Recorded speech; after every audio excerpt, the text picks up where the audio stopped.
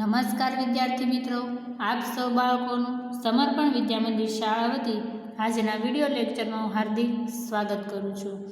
વિદ્યાર્થી મિત્રો, ગયા વિડીયોમાં એટલે કે ટોપિક નંબર 32ના વિડીયોમાં આપણે વુડ હેવ, વુડ બી અને વુડ હેવ બીન કેવી રીતે વપરાય છે, એની સાથે કેવું ક્રિયાપદ વપરાય છે તેનો વિસ્તૃત અભ્યાસ કર્યો હતો. તો હવે વિદ્યાર્થી મિત્રો, આપણે આજના વિડીયોમાં 33મો ટોપિક નંબર 33 કે ફ્રેઝલ વર્બ્સ. ફ્રેઝલ વર્બ્સ કોને કહેવાય? ફ્રેઝલ વર્બ્સ એટલે કે શબ્દ સમૂહ કહેવાય. યાને કે શબ્દ સમૂહ ઓકે, બે શબ્દ જ્યારે ઉમેરાય છે, બે શબ્દ ભેગા બનીને જે એક વર્ડ્સ બને છે એને ફ્રેઝલ વર્બ તરીકે ઓળખવામાં આવે છે. હવે આપણે અહીંયા પણ સમજીએ કે phrasal verb is a compound verb. Compound એટલે કે સંયોજન કરેલો ક્રિયાપદ છે phrasal verb. Word plus word, એક શબ્દ બીજો શબ્દ, બે શબ્દ જ્યારે મિક્સ થાય છે ત્યારે જે આખો વર્ડ્સ બને છે એને ફ્રેઝલ વર્બ તરીકે ઓળખાય છે. અને ફ્રેઝલ વર્બ છે એ અલગ અલગ 3 રીતે બને છે. કેવી રીતે? તો કે મેઇન વર્બ, મુખ્ય ક્રિયાપદ પ્લસ એડવર્બ. કે મુખ્ય ક્રિયાપદ સાથે એડવર્બ એટલે શું થાય વિદ્યાર્થી મિત્રો? તમને ખ્યાલ છે, આપણે એડવર્બનો અભ્યાસ કરી લીધો છે. મુખ્ય ક્રિયાપદ પ્લસ ક્રિયા વિશેષણ બંને જોડાય ત્યારે શું બને છે? ફ્રેઝલ વર્બ બને છે. બીજી રીત તો કે મુખ્ય ક્રિયાપદ પ્લસ પ્રેપોઝિશન. હવે તમને ખ્યાલ છે કે પ્રેપોઝિશન કોને કહેવાય? તો કે પ્રેપોઝિશનનો અભ્યાસ આપણે અગાઉના ટોપિકમાં કરી લીધો છે.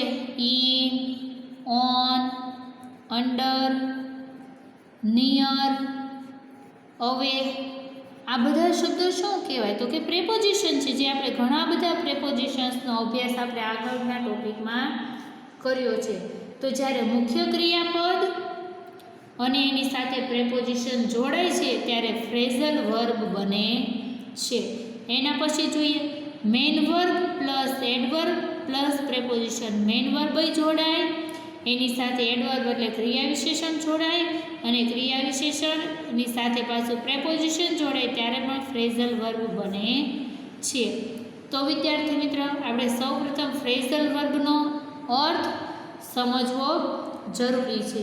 હવે આપણે જોઈએ તો વિદ્યાર્થી મિત્રો, મુખ્ય ક્રિયાપદ જ્યારે હોય ત્યારે પણ એનો અર્થ અલગ બનતો હોય છે, અને મુખ્ય ક્રિયાપદ સાથે જ્યારે પ્રેપોઝિશન ઉમેરાય છે ત્યારે પણ એનો અર્થ અલગ બને છે. તો જ્યારે માત્ર આપણે એક મેઇન વર્બનો હોય ત્યારે પણ એનો અર્થ અલગ હોય, અને મેઇન વર્બ સાથે બીજા કોઈ પણ પ્રેપોઝિશન કે એડવર્બ ઉમેરાય ત્યારે પણ એનો અર્થ છે એ સાવ અલગ બની જાય છે. તો આજે આપણે ટોપિક નંબર 33માં એવા જ ફ્રેઝલ વર્બનો અભ્યાસ કરવા માટે જઈ રહ્યા છીએ કે મુખ્ય ક્રિયાપદ સાથે કોઈ પણ પ્રેપોઝિશન જોડાય તો એનાથી બનતો ફ્રેઝલ વર્બ છે એ સંપૂર્ણપણે અલગ અર્થ ધરાવે છે. તો હવે આપણે 3 પ્રકારના ફ્રેઝલ વર્બ જોયા છે. પ્રકાર મેઇન વર્બ સાથે એડવર્બ વપરાય તો ફ્રેઝલ વર્બ બને છે. બીજું કે મેઇન વર્બની સાથે પ્રેપોઝિશન એડ થાય એટલે પણ ફ્રેઝલ વર્બ બને છે. અને ત્રીજો પ્રકાર કે મેઇન વર્બ સાથે એડવર્બ પ્લસ પ્રેપોઝિશન ત્રણેય જ્યારે જોડે ત્યારે પણ ફ્રેઝલ વર્બ બને છે. હવે આ ફ્રેઝલ વર્બનો વિદ્યાર્થી મિત્રો, ફ્રેઝલ વર્બ શીખવા અત્યંત જરૂરી છે. કારણ કે આપણે કોઈ પણ સેન્ટેન્સનું જ્યારે ટ્રાન્સલેશન કરતા હોઈએ, ભાષાંતર કરતા હોઈએ, ત્યારે જો આપણને ખબર હોય કે દાખલા તરીકે પુટ અને ઓફ બંને શબ્દ છે એ ફ્રેઝલ વર્બ છે, તો આપણે એનો અર્થ ટાળવું એવો કરીશું. પણ જો આપણને એ જ ખબર નહીં હોય કે પુટ અને ઓફ શબ્દ ફ્રેઝલ વર્બ છે, તો આપણે ભાષાંતર કરતી વખતે પુટનો અર્થ કયો લઈએ? મૂકવું, અને ઓફનો અર્થ શું લઈએ? બંધ કરવું. તો મૂકવું, બંધ કરવું એવું આપણા વાક્યમાં ટ્રાન્સલેશન વ્યવસ્થિત બંધ બેસતું થશે નહીં. પણ જો આપણને ખબર હોય કે put of A phrasal verb છે અને એનું ટ્રાન્સલેશન ટાળવું એવો અર્થ થાય છે, તો આપણે આપણા વાક્યમાં છે એવા પ્રકારનો ટાળવું એવો અર્થ લઈને આપણે વાક્યનું ભાષાંતર કરીએ. તો વિદ્યાર્થી મિત્રો, ફ્રેઝલ વર્બ છે એ શીખવા એકદમ જરૂરી છે. જ્યારે કોઈ પણ એસે રાઇટિંગ હોય, નિબંધ બીજા કોઈ પણ આપણે સ્પીચ રાઇટિંગ લખતા હોઈએ કે કોઈ પણ પ્રકારના ટ્રાન્સલેશનમાં ફ્રેઝલ વર્બ હોય ત્યારે પણ એનું ભાષાંતર અલગ થાય અને એ જ ફ્રેઝલ વર્બનું જ્યારે અલગ ક્રિયાપદ હોય અને પ્રેપોઝિશન પણ અલગ અલગ હોય ત્યારે પણ એનું ભાષાંતર અલગ બને છે. તેથી આપણે ફ્રેઝલ વર્બનો અભ્યાસ કરવો છે અત્યંત જરૂરી છે. તો વિદ્યાર્થી મિત્રો, હવે આપણે ટોપિક નંબર 33માં આવા જ ફ્રેઝલ વર્બનો અભ્યાસ કરવાનો આપણે શરૂ કરી દઈએ. તો પહેલું ફ્રેઝલ વર્બ છે put off. Put off. Put એ પણ મેઇન વર્બ છે અને ઓફ છે એ પ્રેપોઝિશન છે, પરંતુ મેઇન વર્બ પ્લસ પ્રેપોઝિશન બરાબર શું બને? Phrasal verb. તો એનો અર્થ છે એ પુટ અને ઓફ બંને જ્યારે મિશ્ર થાય છે, ફ્રેઝલ વર્બ બને છે, ત્યારે એનો અર્થ શું બને છે? ટાળવું, કે જેને આપણે પોસ્ટપોન કરવું એવું પણ કહીએ છીએ કે અમુક બાબત હોય તો એ બાબતને પોસ્ટપોન કરી દઈએ, કે બાબતને આપણે ટાળી દઈએ, તો એના પોસ્ટપોન કરવું એટલે કે ટાળી દેવું એવો એનો અર્થ બને છે. હવે જો આપણે એનો અર્થ સમજીએ, પુટ માત્ર એક જ શબ્દ હોય તો એનો અર્થ શું થાય? મૂકવું. ઓફ શબ્દ હોય તો એનો અર્થ શું થાય? બંધ કરવું. પણ પુટ અને ઓફ બંને શબ્દ જ્યારે જોડાય છે ત્યારે એનો અર્થ શું બને છે? ટાળવું એવો અર્થ બને છે. તો હવે આપણે એનું એક્ઝામ્પલ સમજીએ. We will have to put of the meeting until last month. અહીંયા વિદ્યાર્થીઓ મંથના સ્પેલિંગમાં લાસ્ટ મંથ આવશે, અહીંયા આઈ કરેલો છે.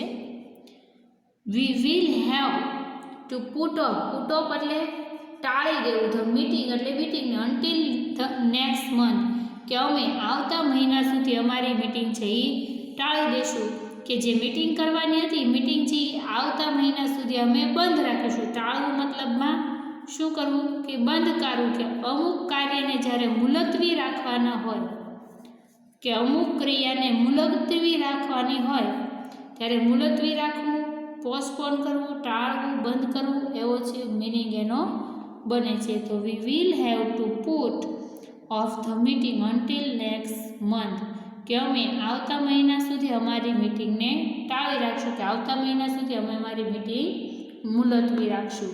તો અહીંયા તમને ખ્યાલ આવ્યો વિદ્યાર્થી મિત્ર, પુટ અને ઓફ જ્યારે અલગ અલગ હોય ત્યારે પણ એનો અર્થ અલગ હોય, અને જ્યારે પુટ ઓફ શબ્દ બંને જોડે અને જ્યારે ફ્રેઝલ વર્બ બને છે ત્યારે પણ એનો અર્થ છે એ અલગ બને છે. તો હવે આપણે બીજું ફ્રેઝલ વર્બ જોઈએ, પુટ ઓન. Put on. હવે તમે આમ જુઓ તો પુટ એટલે શું થાય?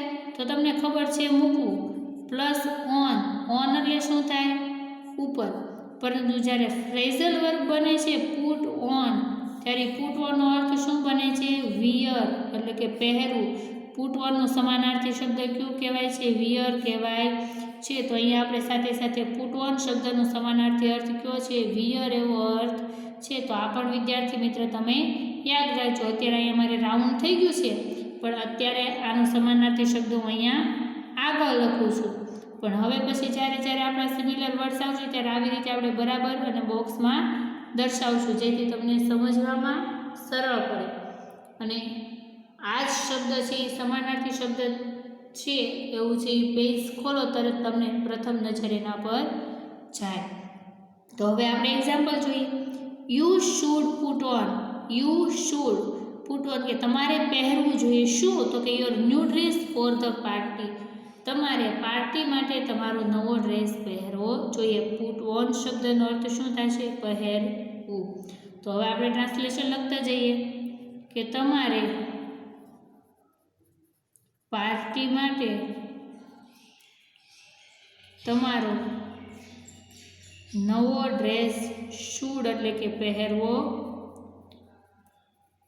જોઈએ. શુડ પુટ ઓન એટલે કે પહેરવો જોઈએ, કે પાર્ટી છે એટલા માટે તમારે નવો ડ્રેસ પહેરવો જોઈએ. તો પુટ ઓન શબ્દનો અર્થ છે એ પહેરવું એવો અર્થ બનશે. હવે આપણે ત્રીજું ફ્રેઝલ વર્બ સમજીએ. પુટ અપ અને વિથ એટલે શું થાય? સહન કરવું. પુટ અપ અને વિથ એટલે સહન કરવું. હવે આમાં તમે જુઓ, પુટ છે એ મેઇન વર્બ છે, અપ એટલે ઉપર, વિથ એટલે સાથે, જે પ્રેપોઝિશન છે. તો ખાલી પુટ એટલે મૂકવું થાય, વિથ એટલે સાથે, અપ એટલે ઉપર, પરંતુ એ ત્રણેય શબ્દ જ્યારે જોડાઈને બને છે ત્યારે ત્યારે એનો અર્થ શું બને છે? સહન કરવું એવો અર્થ બને છે. અને સહન કરવા માટેનો સમાનાર્થી શબ્દ શું છે? Put up with. અને એનો સમાનાર્થી શબ્દ શું થાય? બિયર, એટલે સહન કરવું. આ એનો સમાનાર્થી શબ્દ છે. ટુ બિયર, ટુ સહિતનો ક્રિયાપદ. હવે એનું એક્ઝામ્પલ સમજીએ. To you do not like this behaviour, કે તમને તેનું વર્તન ગમતું નથી, છતાં પણ try to put up with him, છતાં પણ તેની સાથે સહન કરવાનો પ્રયત્ન કરું છું. કે તમને તેનું વર્તન નથી ગમતું, છતાં પણ તેની સાથે સહન કરવાનો પ્રયત્ન કરે છે. અહીંયા થ્રુ શબ્દ તમે ભણી ગયા છો. એનો અર્થ શું થાય? છતાં પણ. અને હંમેશા વાક્યની શરૂઆતમાં જ વપરાય છે. આપણે ટ્રાન્સલેશન લખી નાખીએ. તમને તેનું બિહેવિયર એટલે શું થાય? વર્તન. ડુ નોટ લાઇક એટલે નથી ગમતું. છતાં પણ, થ્રુ એટલે છતાં પણ. Try to put up with him, છતાં પણ તેને સહન કરવાનો પ્રયત્ન કરે છે. સહન કરવાનો, ટ્રાય એટલે કે પ્રયત્ન કરે છે. તો સહન કરવા માટે કયો શબ્દ વપરાણેલો છે? પુટ અપ વિથ શબ્દ વપરાણેલો છે. તો અહીંયા તમે જુઓ કે માત્ર પુટ હોય તો મૂકવું અર્થ થાય, પણ પુટની સાથે ઓફ પ્રેપોઝિશન આવે તો કેવો અર્થ બનશે? ટાળવું. હવે પુટની સાથે ઓન પ્રેપોઝિશન ઉમેરાય તો એનો અર્થ કેવો બનશે? પહેરવું. અને પુટની સાથે અપ અને વિથ શબ્દ ઉમેરે ત્યારે પણ એનો અર્થ કેવો બને છે? સહન કરવું. તમે અહીંયા જુઓ, ત્રણેયનું મેઇન વર્બ છે એ પુટ માત્ર સમાન છે, માત્ર પ્રેપોઝિશન અલગ જોડાય અથવા તો એડવર્બ પ્લસ પ્રેપોઝિશન અથવા તો મેઇન વર્બ પ્લસ પ્રેપોઝિશન કે એડવર્બ જોડાય ત્યારે એનો અર્થ છે એ સંપૂર્ણપણે બદલાઈ જાય છે. જે તમે આ પુટ્સ મેઇન વર્બ ધરાવતા 3 પ્રેપોઝિશનમાં જોઈ શકો છો. તો હવે વિદ્યાર્થી મિત્ર આપણે ચોથું પ્રેપોઝિશન સમજીએ. તો કે ચોથું પ્રેપોઝિશનમાં શું છે? Wake up. વેક અપ એટલે શું થાય? જાગવું. વેક અપ એટલે જાગવું. હવે એક્ઝામ્પલ જોઈએ. આઈ વેક અપ એટ 6 o'clock, કે હું 6 વાગે જાગું છું. આઈ wake up at 6 o'clock. 6 o'clock એટલે 6 વાગે. વેક અપ એટલે કે જાગવું. ખાલી વેક ક્રિયાપદ હોય એનો અર્થ પણ શું થાય? જાગવું જ થાય. પણ વેક સાથે અપ છે એટલે પ્રેપોઝિશન વાપરેલું છે. આઈ વેક અપ 6 o'clock, કે હું 6 વાગે જાગું છું.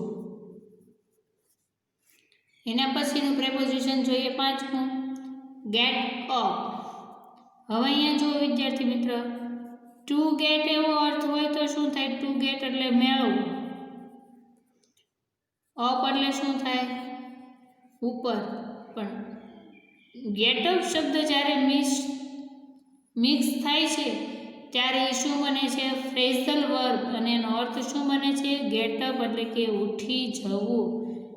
આ સવારે આપણે જ્યારે ઉઠીએ છીએ ને આપણે એવું કહીએ કે એટલા વાગે જાગી ગયા એવું કહીએ, અમુક ઉઠી ગયા એવું કહીએ, પણ હકીકતમાં સાંજે સૂતા પછી આપણે સવારે જ્યારે જાગીએ છીએ એના માટે ઉઠી જવું શબ્દ વપરાય છે.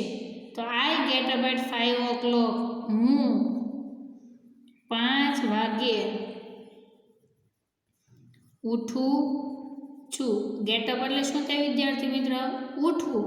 આઈ એટલે હું 5 વાગે ઉઠું છું. તો 5 વાગે ઉઠું છું એવું દર્શાવવા માટે, ઉઠવા માટે ગેટ અપ શબ્દ અહીંયા વાપરેલો છે. હવે બીજું ઉદાહરણ કે જો વિદ્યાર્થી મિત્ર અહીંયા આઈ સાથે તો મૂળ ક્રિયાપદ જ વાપરેલું છે ગેટ, પરંતુ જો આના સેન્ટેન્સમાં આપણે ત્રીજા પુરુષ એકવચનનો ઉપયોગ કરવો હોય તો કેવી રીતે સેન્ટેન્સ લખાશે? તો કે આપણે આઈની બદલે હી સબ્જેક્ટ તરીકે લઈએ અને ગેટ અપ આપણે ક્રિયાપદ વાપરવાનું છે. તો હવે તમને ખ્યાલ છે કે આપણે સિમ્પલ ફ્યુચર ટેન્સનો અભ્યાસ કરીએ ત્યારે સિમ્પલ પ્રેઝન્ટ ટેન્સમાં ત્રીજા પુરુષ એકવચનમાં હી શી ઈટમાં ક્રિયાપદ એસ અથવા ઈએસ પ્રત્યય લાગે છે. તો અહીંયા તમારે જોવાનું છે વિદ્યાર્થી મિત્ર કે આપણે એસ કે ઈએસ પ્રત્યય ક્યાં લગાડો? અપમાં પી પછી લગાડીશું કે ગેટમાં એસ પછી? પરંતુ વિદ્યાર્થી મિત્રો જ્યારે આપણે ક્રિયાપદને એસ કે ઈએસ પ્રત્યે લગાડવાનો હોય અથવા તો ક્રિયાપદનો પાસ્ટ પાર્ટિસિપલ કે પ્રેઝન્ટ પાર્ટિસિપલનું રૂપ વાપરવાનું હોય ત્યારે હંમેશા આપણે પ્રેપોઝિશનને કોઈ પણ પ્રકારના પ્રત્યય લગાડવાના નથી. મેઇન વર્બને જ આપણે કોઈ પણ પ્રત્યય લગાડવાના છે. તેથી અહીંયા હી સાથે ત્રીજો પુરુષ એકવચનમાં ગેટને એસ કે ઈએસ ક્રિયાપદ લાગશે. તેથી એ પ્રેપોઝિશનને આપણે લગાડવાનું નથી, પરંતુ ક્યાં લગાડવાનું છે? He gets up. Get main વર્બને કોઈ પણ એસ કે ઈએસ કે પાસ્ટ ટેન્સનું રૂપ બનાવવા માટે ગેટ શબ્દને મુખ્ય ક્રિયાપદના યોગ્ય રૂપમાં ફેરવવાનું રહેશે. પ્રેપોઝિશનને એના યોગ્ય રૂપમાં ફેરવવાનું નથી. હી ગેટ્સ અપ અર્લી. તે વહેલા ઉઠે છે. તો ગેટ્સ અપ એટલે શું થાય? ઉઠવું. મેં કીધું એમ વિદ્યાર્થી મિત્રો કે કોઈ પણ ક્રિયાપદ હોય ફ્રેઝલ વર્બ તે વાક્યમાં ક્રિયાપદ તરીકે જ અસ્તિત્વ ધરાવતું હોય છતાં પણ એવું કોઈ પણ કરતા હોય કે જેની સાથે સિમ્પલ ટેન્સ હોય પ્રેઝન્ટ તો એસ કે એસ પ્રત્યય લાગતા હોય તો મુખ્ય વર્બ સાથે જ આપણે પ્રત્યય લગાડવાના છે. મુખ્ય વર્બ સાથે જોડાયેલા પ્રેપોઝિશનને આપણે કોઈ પણ પ્રકારના પ્રત્યય કે પ્રેપોઝિશનને આપણે પાસ્ટ ટેન્સમાં ફેરવતા નથી. આ બાબત વિદ્યાર્થી મિત્રો ખાસ યાદ રાખજો. તો હવે આપણે જોઈએ છઠ્ઠું example. Pass out. Pass out એટલે શું થાય? બેહોશ થવું. હવે તમે આમ એનો મિનિંગ જુઓ તો પાસ પ્લસ આઉટ. તો પાસ એટલે શું થાય? પાસ થવું. અને આઉટ એટલે શું થાય? બહાર. તો બહાર પાસ થવું એવો એનો અલગ અલગ મિનિંગ જોઈએ તો એમ થાય, પરંતુ જ્યારે પાસ આઉટ શબ્દ આખો જોડાઈને ફ્રેઝિસ બને છે ત્યારે એનો અર્થ શું થાય? બેહોશ થવું, નિરાશ થવું. તો હવે આપણે એક્ઝામ્પલ જોઈએ કે Sita pass out due to sunstroke. હવે ડ્યુ ટુ શબ્દ તમને ખ્યાલ છે? ડ્યુ ટુ શબ્દ ક્યારે વપરાય? તો કે કોઈ પણ વાક્યમાં કારણ અને પરિણામ આપ્યું હોય ત્યારે ડ્યુ ટુ શબ્દ વપરાય છે. અને ડ્યુ ટુ શબ્દનો અર્થ પણ શું થાય? ડ્યુ ટુ શબ્દનો અર્થ ને કારણે. કે જ્યારે આપણે ફ્રેઝિસ સમજ્યા પ્રેપોઝિશન પછી આપણે જ્યારે ફ્રેઝિસનો અભ્યાસ કર્યો શબ્દ સમૂહો એમાં આપણે જોયું હતું કે ડ્યુ ટુ એટલે ને કારણે, on account of, on behalf of, according to, બધા વર્ડ્સનો આપણે અભ્યાસ કર્યો હતો. તો હવે આપણે ટ્રાન્સલેશન લખી નાખીએ. સીતા પાસ આઉટ કે સીતા બેહોશ થઈ. શું કામ? ડ્યુ ટુ ને કારણે. શેના કારણે? તો કે સનસ્ટ્રોક એટલે કે તડકાને કારણે. સીતા સનસ્ટ્રોક એટલે કે તડકાને અને ડ્યુ ટુ એટલે કારણે, પાસ આઉટ એટલે કે બેહોશ થઈ ગઈ. બેહોશ થઈ ગઈ હતી. Sita pass out due to sunstroke કે સીતા તડકાને કારણે બેહોશ થઈ ગઈ હતી. તો અહીંયા પાસ આઉટ શબ્દનો અર્થ છે એ શું થાય છે? બેહોશ થઈ જવું એવો એનો અર્થ બને છે. ફરી એકવાર આપણે જોઈ લઈએ. છઈએ છ ફ્રેઝલ વર્બ. પુટ ઓફ એટલે શું થાય વિદ્યાર્થી મિત્રો? પુટ ઓફ એટલે ટાળવું. મેઇન વર્બ તરીકે પુટ જ છે છતાં પણ એને ઓન પ્રેપોઝિશન લાગે ત્યારે કેવો અર્થ બને છે? પહેરવું. ત્રીજો વર્ડ પુટ ઓફ વિથ એટલે સહન કરવું. ચોથો વર્ડ વેકઅપ એટલે કે જાગવું. પાંચમો વર્ડ ગેટઅપ એટલે ઉઠી જવું. અને છઠ્ઠો પાસ આઉટ એટલે શું થાય? બેહોશ થવું. તો આ છઈએ છ ફ્રેઝલ વર્બના અર્થ શું થાય? એના અલગ અલગ શબ્દ હોય ત્યારે એના મિનિંગ શું થાય તે ઉદાહરણ સહિત આપણે સમજાય. તો વિદ્યાર્થી મિત્રો હવે પછીના વિડીયોમાં આપણે 7મા ફ્રેઝલ વર્બથી આપણે આગળ અભ્યાસ કરીશું. પરંતુ વિદ્યાર્થી મિત્રો તમે જ્યારે ટોપિક 33મો શીખવાનો શરૂઆત કરો ત્યારે રોજે રોજના વિડીયોમાં જેટલા ફ્રેઝલ વર્બ આવે છે બધા જ ફ્રેઝલ વર્બના અર્થ છે એ સમજી લેશો. આગળ આપણે જોયું કે હોમોફોન્સ ઘણા બધા હતા એટલે જો બધા એકસાથે વાંચીએ તો યાદ ન રહે. એવી જ રીતે આપણે ફ્રેઝલ વર્બ પણ ઘણા બધા શીખવાના છે. તેથી જો વિદ્યાર્થી મિત્રો તમે એકસાથે બધા વર્ગનો અભ્યાસ કરશો તો તમને યાદ સરળતાથી રહેશે નહીં. તેથી રોજ રોજ જેટલા ફ્રેઝલ વર્બ તમે વિડીયોમાં જુઓ છો એટલા ફ્રેઝલ વર્ગનો છે એ દરરોજના વિડીયોનો અભ્યાસ કરી લેજો, જેથી તમને યાદ રાખવામાં સરળ પડે. તો હવે પછીના વિડીયોમાં આપણે 7મા ફ્રેઝલ વર્ગથી આગળ અભ્યાસ કરીશું.